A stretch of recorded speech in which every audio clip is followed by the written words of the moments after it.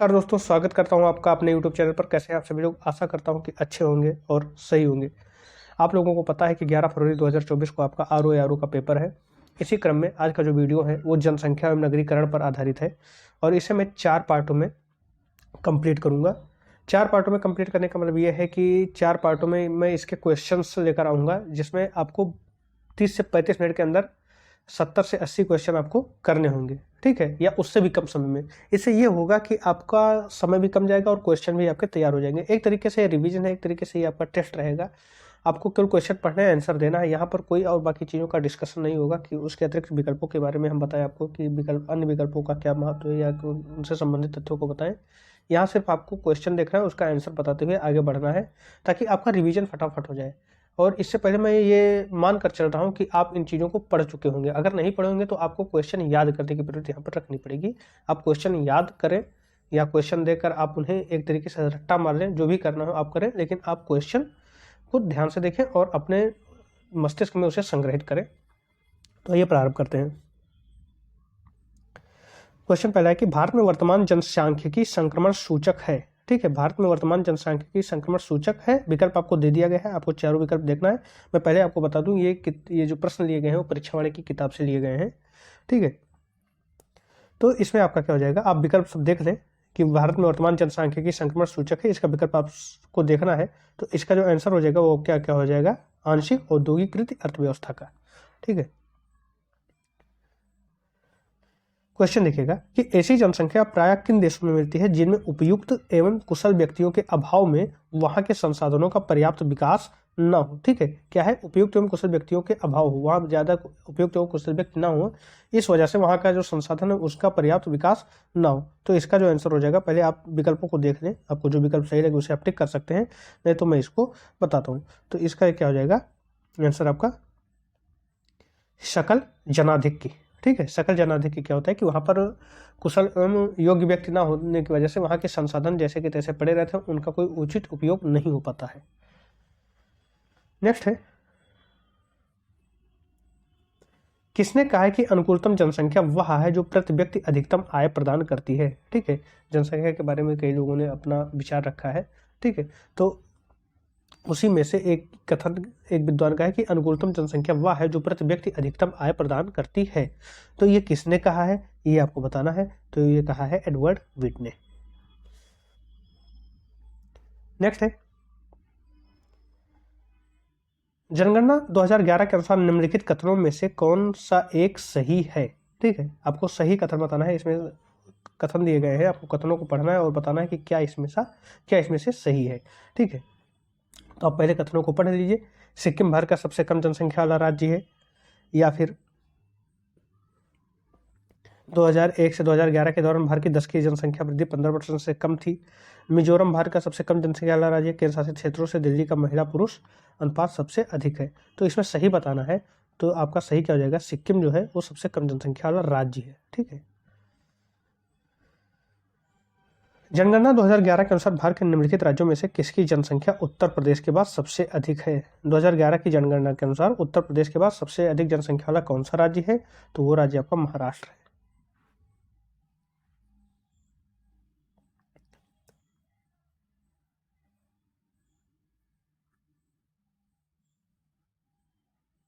Next है, भारत में वरिष्ठ आयु निर्भरता अनुपात है। ठीक है, वरिष्ठ आयु निर्भरता अनुपात जो है वो कितना है, तो ये आपका 14.2% है। वरिष्ठ आयु निर्भरता अनुपात कितना है, 14.2% है।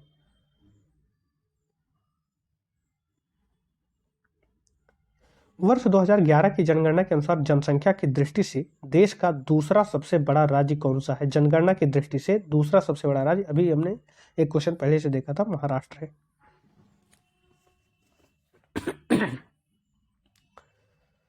नेक्स्ट है, भारत के किस राज्य में स्त्री पुरुष अनुपात 1000 से अधिक है। कौन से राज्य में जो है स्त्री पुरुष अनुपात 1000 से अधिक है, तो केरल राज्य में है। ठीक है, इसे लिंगा अनुपात भी कहते हैं।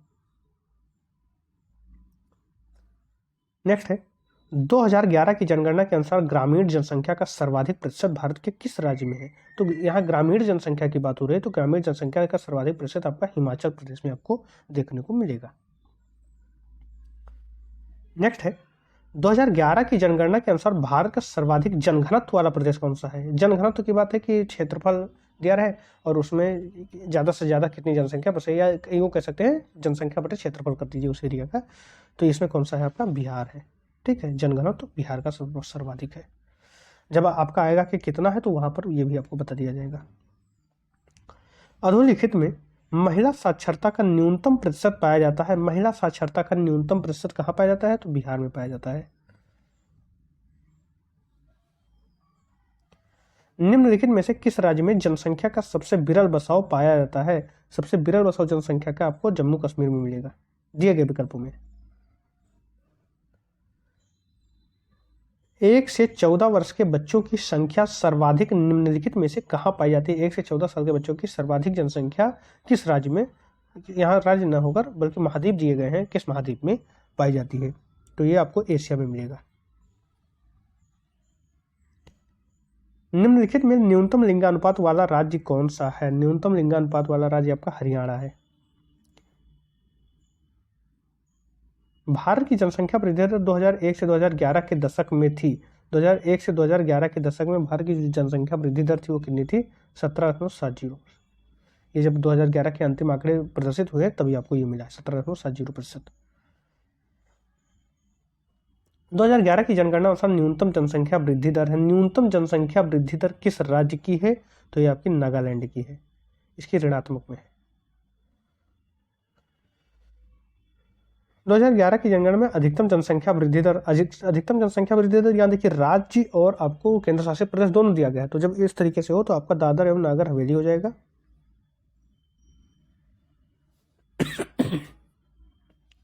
भारत का सबसे विरल जनघनत्व का राज्य कौन सा है? अभी हमने कुछ प्रश्न पहले हमने देखा था, लेकिन वहां पर विकल्पों में वो चीजें नहीं थी जो यहाँ पर दी गई हैं। तो सबसे विरल जनघनत्व आपको अरुणाचल प्रदेश में मिलेगा।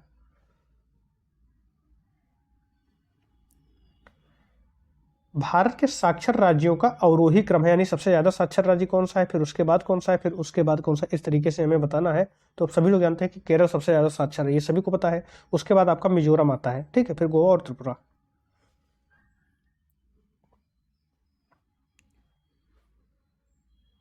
2011 की जनगणना के अनुसार निम्नलिखित कथनों में से कौन एक सही है? आपको यह बताना है कि आपको कथनों को पढ़ना है, फिर उसमें बताना है कौन सा सही है। भारत में सर्वोच्च जनसंख्या घनत्व उत्तर प्रदेश में है, तो ये गलत है। ठीक है, आपको बताना है क्या सही है। भारत में सर्वोच्च स्त्री पुरुष अनुपात हिमाचल प्रदेश में, ये भी गलत है। भारत में सर्वोच्च जनसंख्या वृद्धि दर पश्चिम बंगाल की है, ये गलत है। भारत में न्यूनतम साक्षरता दर बिहार की है, तो सबसे कम साक्षरता दर कहाँ की है? बिहार की है। अभी हमने देखा था महिला के बारे में था, तो महिला की भी सबसे कम साक्षरता दर आपको बिहार में ही मिली है।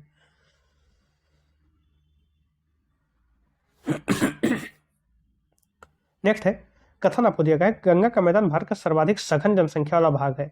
फिर है गंगा भारत के सर्वाधिक उपयोग में लाई जाने वाली नदी है।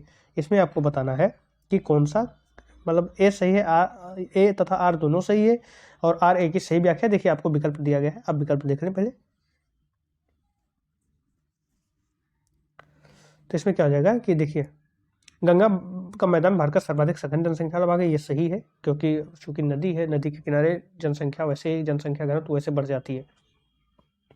ठीक है, और क्या है, गंगा भारत के सर्वाधिक उपयोग में लाई जाने वाली नदी है। बिल्कुल, मैदानी भाग में सबसे ज़्यादा क्या नाम है जनसंख्या आपकी यहीं पर है, और मैदानी क्षेत्रों में ही। और जब इस तरीके जनसंख्या के सबसे ज़्यादा घनत्व तो आपको यही मिल जाएगा, तो फिर यहाँ उपयोग में भी लाई जाने की संभावना सबसे अधिक रहती है। ठीक है, लेकिन क्या है कि ये सघन जनसंख्या वाला भाग है, तो ये इसका कारण ये नहीं है कि ये सबसे ज़्यादा उपयोग में लाई जाने वाली नदी है। ठीक है, तो ए तथा आर दोनों सही है, लेकिन आर ए की सही व्याख्या नहीं है।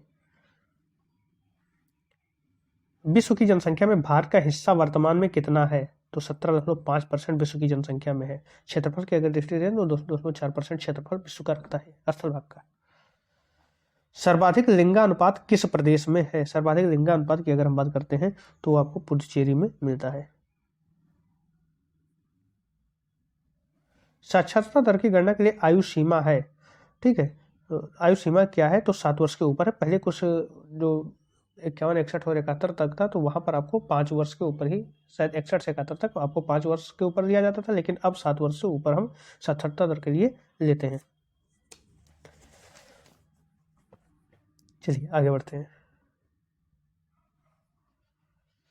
जनांकीय संक्रमण सिद्धांत के अनुसार भारतीय जनसंख्या है, देखिए उन्होंने 5 अवस्थाओं में बांटा है, ठीक है।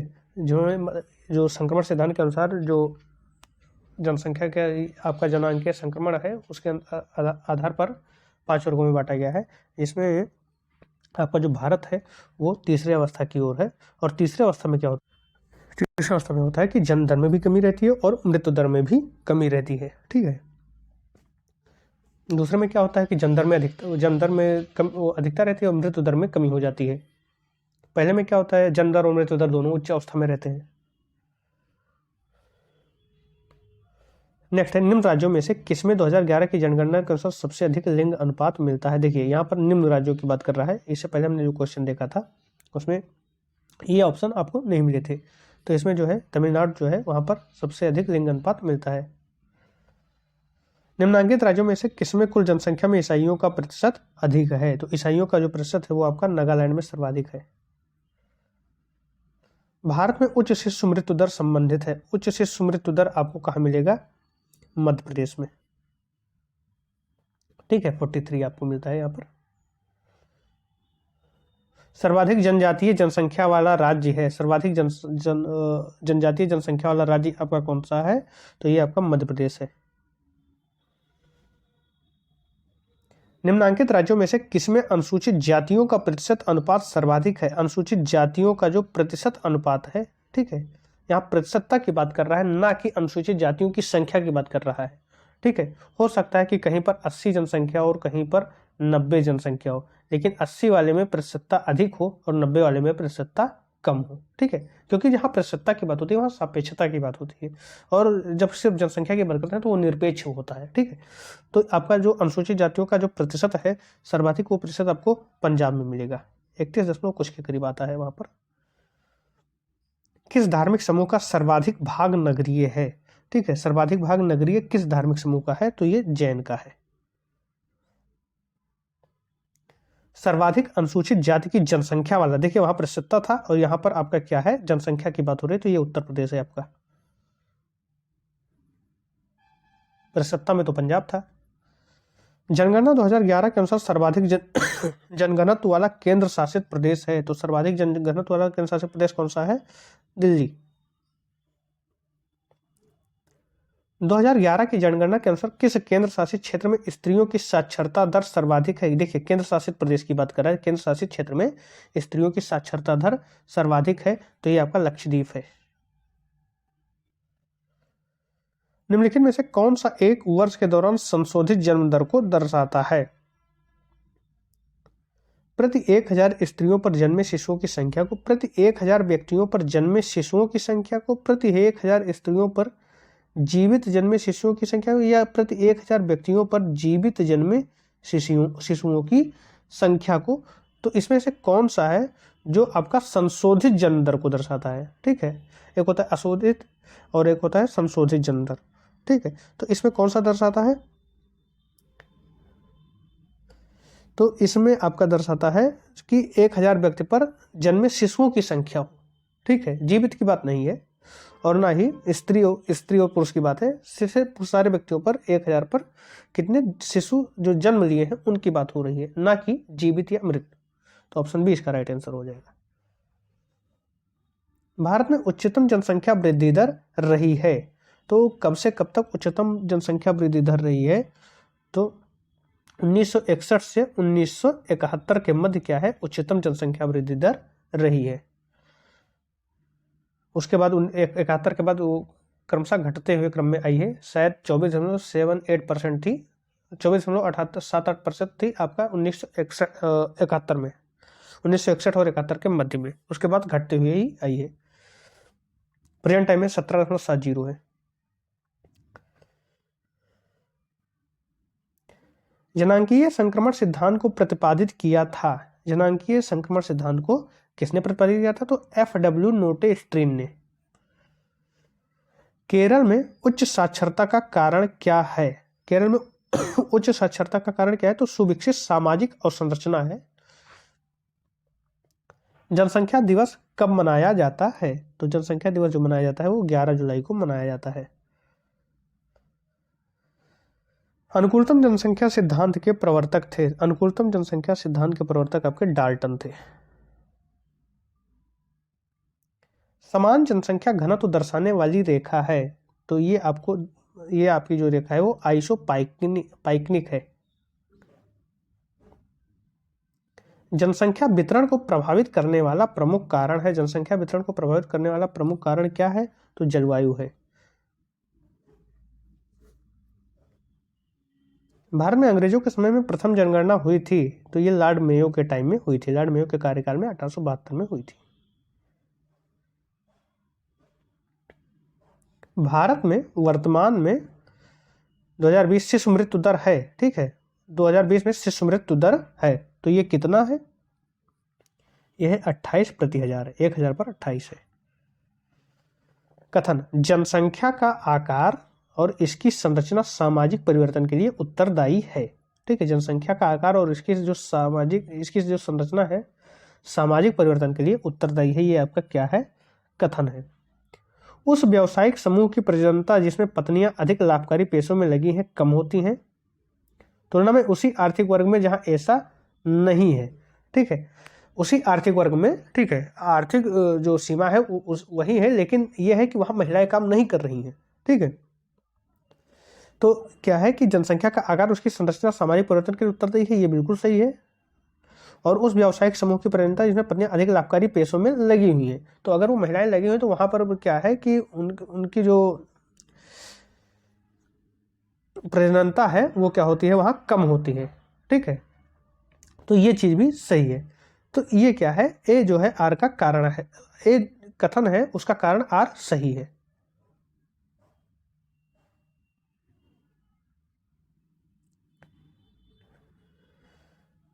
कथन आपका फिर क्या है कि 1951 से भारत ने अपूर्व जनसंख्या वृद्धि का अनुभव किया, ठीक है, कारण क्या है, भारत की जनांकीय इतिहास में 1951 को जनांकीय विभाजक कहा जाता है, तो ये गलत है, ये 1951 को ना कहकर 1921 को कहा जाता है, ठीक है, और ये 1951 से भारत ने अपूर्व जनसंख्या वृद्धि देखा था, वृद्धि का अनुभव किया, तो ये तो सही है, ठीक है, लेकिन ये गलत है, आर जो है वो गलत है, ये 1921 को कहा जाता है।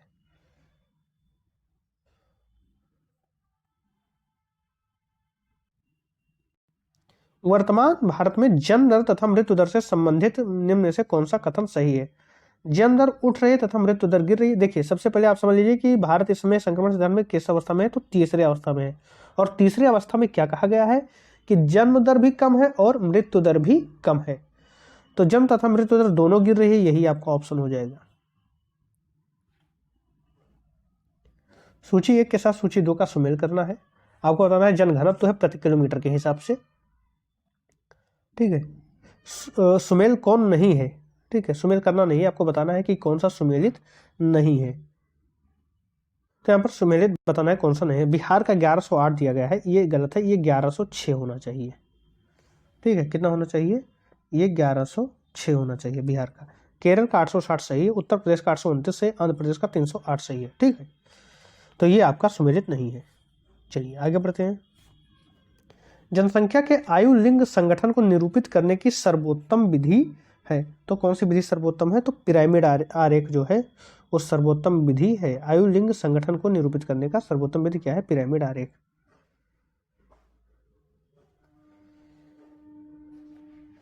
कूट 1 को कूट 2 से सुमेलित कीजिए, ठीक है, आप सुमेलित कर लेंगे, मैं बता दे रहा हूं कैसे। जनांकी संक्रमण की प्रथम अवस्था क्या है, द्वितीय अवस्था क्या है, तृतीय अवस्था क्या है, चौथी अवस्था क्या है, ये चारों अवस्थाएं आपसे पूछी गई है। और इसमें क्या किया गया है कि जनसंख्या में स्थिरता की दशा है, मृत्यु दर का ह्रास व उच्च जन्म दर है, उच्च मृत्यु दर व उच्च जन्म दर है, निम्न जन्म दर व निम्न मृत्यु दर है। तो पहले में मैंने बताया है कि जब पहली अवस्था होती है, पहली स्टेज होती है, तो उसमें क्या होता है कि मृत्यु दर भी ज़्यादा होता है और जन्म दर भी ज़्यादा होता है। तो उच्च मृत्यु दर व उच्च जन्म दर आपका क्या दिखाएगा, प्रथम अवस्था को, यानी तीसरे को आप 1 से सुमेलित कर दीजिए। फिर क्या है, निम्न जन्म दर व निम्न मृत्यु दर क्या है, ये आपका तीसरी कंडीशन दिखाती है, ठीक है, तीसरी कंडीशन आपको क्या दिखाती है, निम्न जन्म दर है व निम्न मृत्यु दर है, जैसे भारत। तो चौथा क्या हो जाएगा आपका, तीसरे से मिला दीजिए। मृत्यु दर का ह्रास व उच्च जन्म और जनसंख्या में स्थिरता। दूसरी कंडीशन क्या है, मृत्यु दर का ह्रास व उच्च जन्म दर, जैसा कि भारत 1951 के बाद देखा। तो ये हो जाएगा द्वितीय अवस्था, मृत्यु दर में कमी हो जाती है और जन्म दर में वृद्धि हो जाती है, ये आपकी दूसरी कंडीशन है। ठीक है, और चौथी कंडीशन में क्या होता है, जनसंख्या में स्थिरता की दशा हो जाती है, यानी बहुत कम वृद्धि होती है और बहुत ही कम आपकी जन्म दर होती है और बहुत ही कम आपकी मृत्यु दर होती है। ये आपका क्या होता है, चौथी अवस्था होती है। तो इस तरीके से आप मैच कर लेंगे। आगे बढ़ते हैं। वर्ष 2001 की तुलना में 2011 की जनगणना के अंतर्गत कितने नवीन जिलों के प्रशासनिक आंकड़े ज्ञात हुए हैं। देखिए कितने नए जिले जोड़े गए हैं, तो कुल मिलाकर नए जिलों की संख्या 47 और बढ़ाई गई है।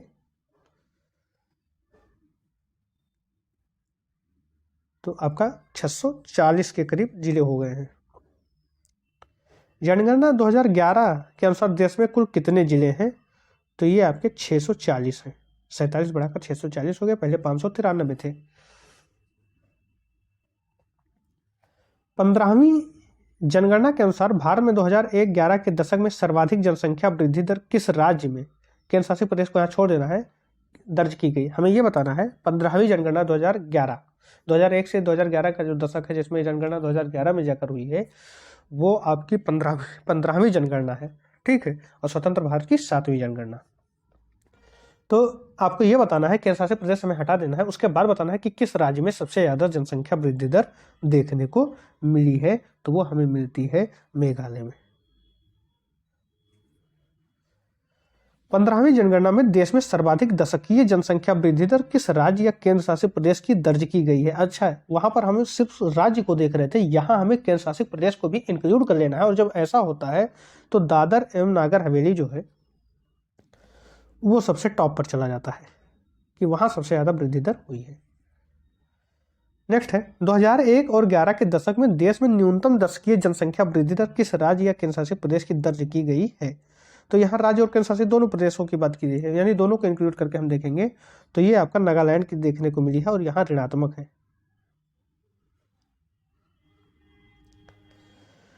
15वीं जनगणना में देश के किस जिले में सर्वाधिक जनसंख्या वृद्धि दर्ज की गई है।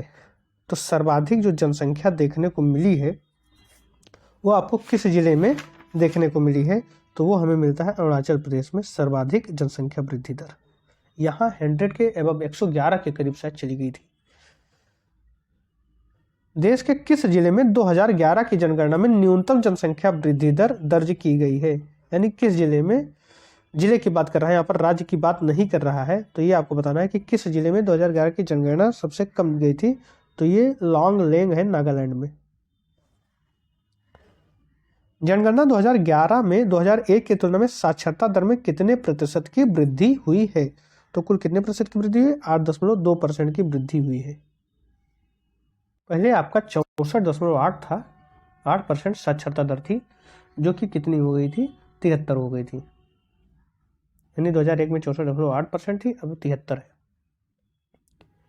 ठीक है, नेक्स्ट है योजना आयोग द्वारा 2011-12 में कितने राज्यों या केंद्र शासित प्रदेश में साक्षरता दर 85% से ऊपर करने का लक्ष्य था, जिसे जनगणना 2011 के अनुसार प्राप्त कर लिया गया। ठीक है, जनगणना 2011 के द्वारा इन्होंने ये लक्ष्य प्राप्त कर लिया। तो ये आपका कौन सा था, 10। ठीक है, राज्य और केंद्र शासित प्रदेश दोनों को ऐड करने के बाद।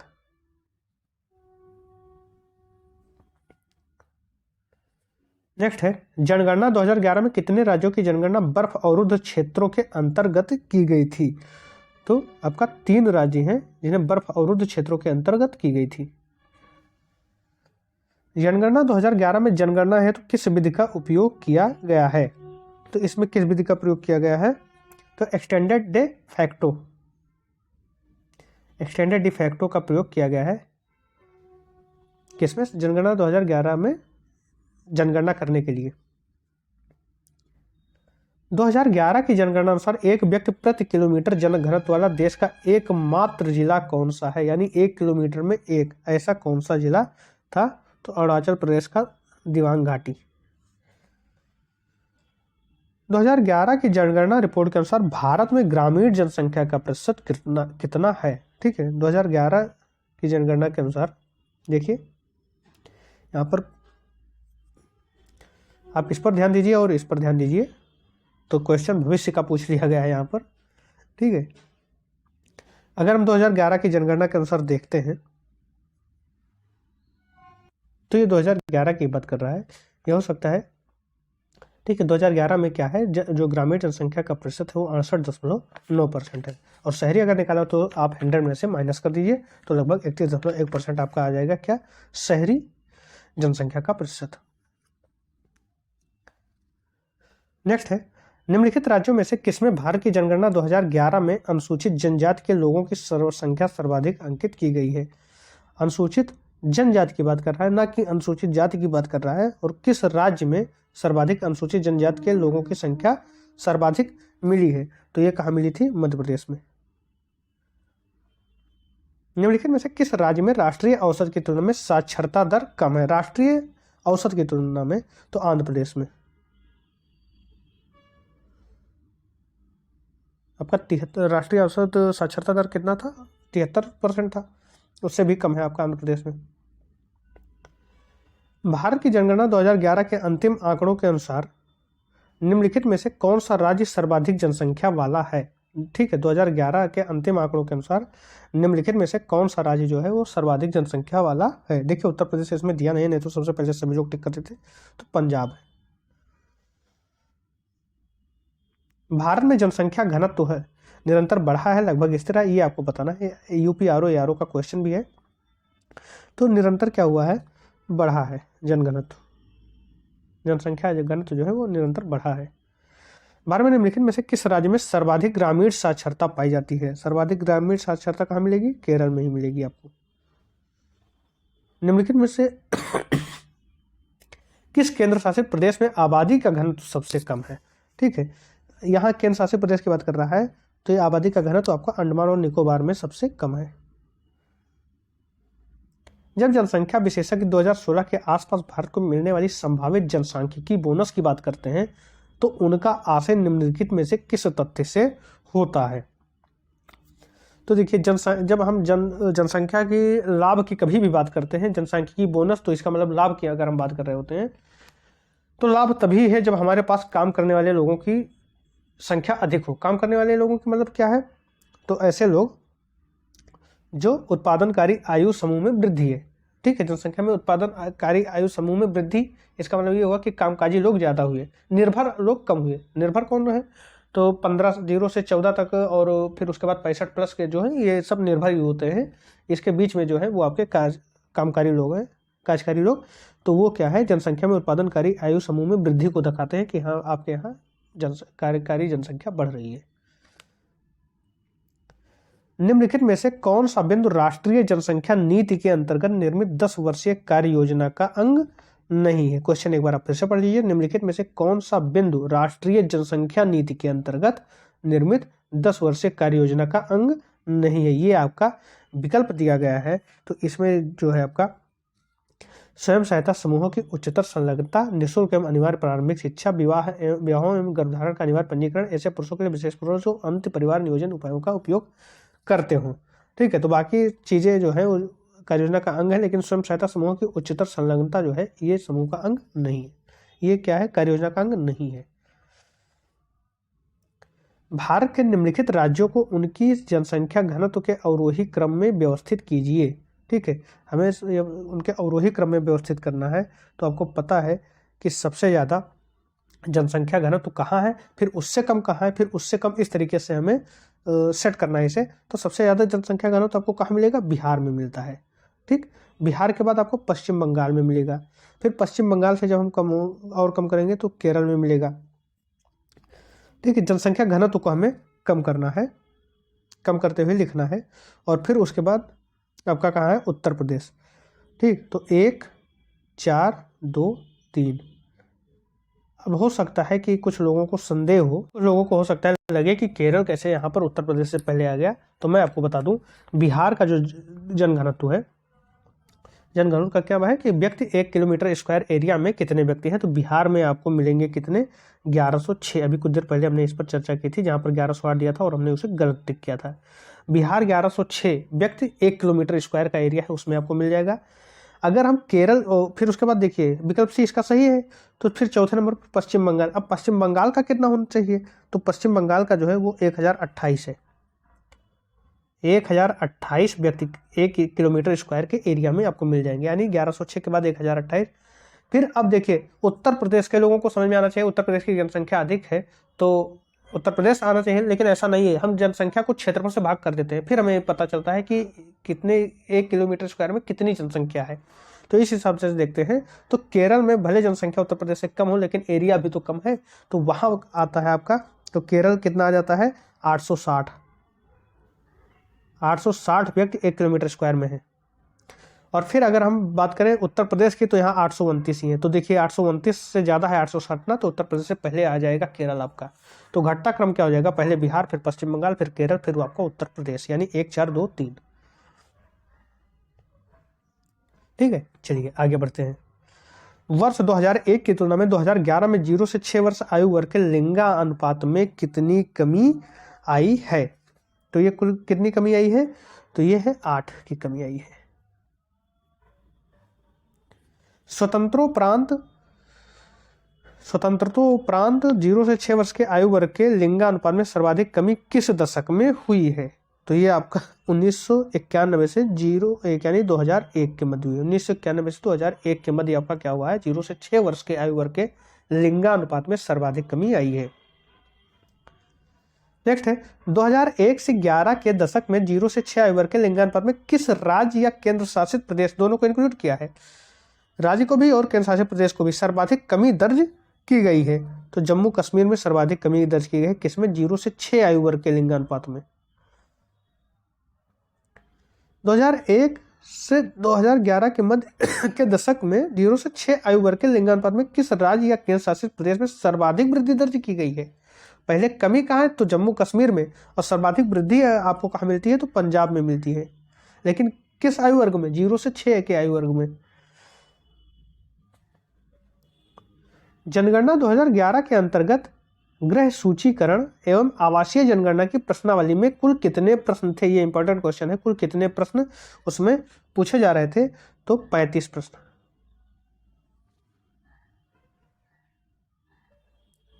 भारत की जनगणना 2011 के अंतिम आंकड़ों के अनुसार निम्नलिखित में से किस राज्य में शिशु लिंगानुपात सर्वाधिक है।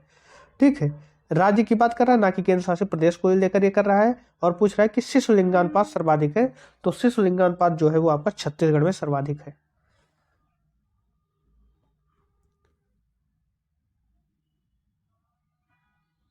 यह आपको सही और गलत बताना है कि कौन सही है कौन गलत है। तो हम चारों को हम देख लेते हैं, फिर हम डिसाइड कर लेंगे कौन सही है और आपका कौन गलत है।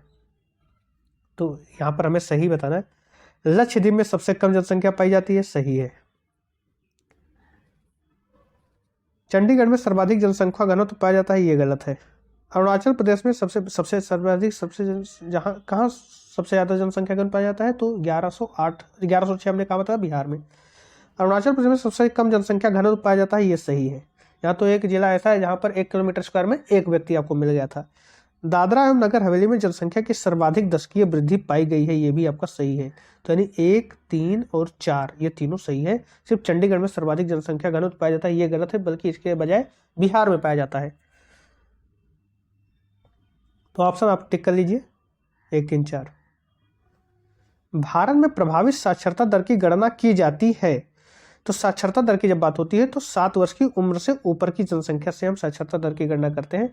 हाँ, कुछ टाइम तक हम 5 वर्ष को भी इंक्लूड किए थे, लेकिन अब 7 वर्ष की उम्र से ऊपर के जो व्यक्ति हैं या कह दीजिए कि शिशु हैं, उनसे हम गणना करते हैं।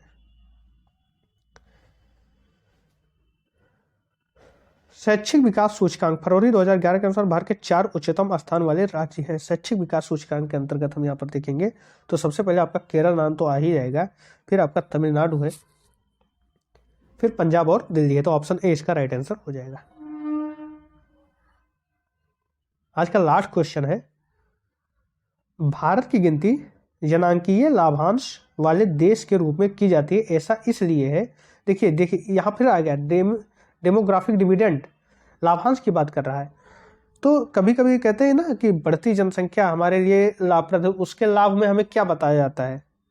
हालांकि ज़्यादातर यही बताएंगे बढ़ती आबादी खतरनाक ही होती है, ठीक है। लेकिन लाभ के रूप में जब हम उसके लाभ के बारे में बात करेंगे तो ये कहेंगे कि मोदी जी कभी कभी कहते हैं कि हमारा देश युवाओं का देश है। तो युवाओं का मतलब काम करने वालों का देश है, जो काम करने की क्षमता रखते हैं। तो यही है कि 15 से 64 वर्ष की आयु वर्ग की जनसंख्या अधिक है, ठीक है, निर्भर नहीं है। तो आपको क्वेश्चन बी हो जाएगा कि 15 से 64 वर्ष आयु वर्ग की जनसंख्या अधिक है, कामकाजी जनसंख्या अधिक है। तो ये था जनगणना एवं नगरीकरण पर आधारित कुछ प्रश्न। ये 4 से 5 सीरीज में मैं इसे समाप्त करूंगा, जिसमें लगभग सारे क्वेश्चन जितने भी परीक्षा वाले में हैं आपको मिल जाएंगे। इसके अतिरिक्त कोशिश करूंगा कि और कहीं से भी क्वेश्चन मिले तो मुझे लेकर आए। बस आप पढ़ते रहिए और यहाँ पर आकर आप टेस्ट देते रहिए और ये आप डिसाइड करते रहिए कि आपका कितना सही हुआ है, ठीक है। अगर अच्छा लगे तो आप शेयर भी कर सकते हैं। धन्यवाद।